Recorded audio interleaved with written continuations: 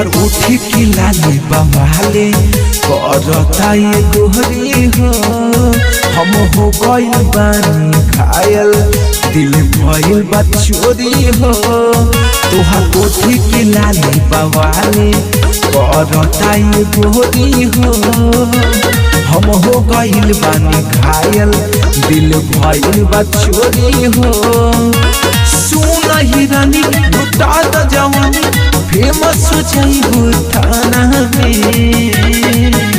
श्रीवास्तव जी से दिल लगाल करे जा राज करब जमाना में। श्रीवास्तव जी से दिल लगाल राज करब जमाना में।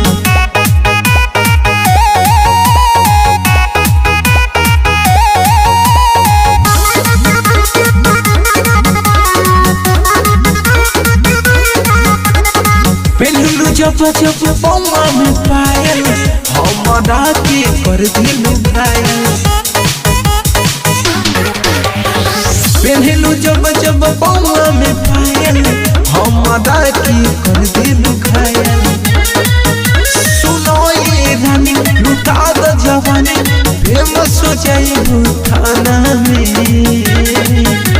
श्रीवास्तव जी से दिल लगाल करे जा राज करब जमाना में। श्रीवास्तव जी से दिल लगाल राज करब जमाना में।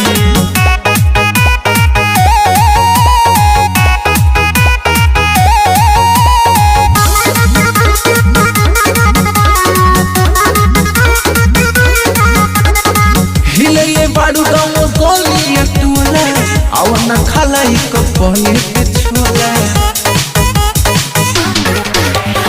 हिले बारू गाँव गोलिया टोला आवन खालाई कपले के छोला। सुन सूरज कंवरिया तुहार बजरिया हिले बारू थाना में।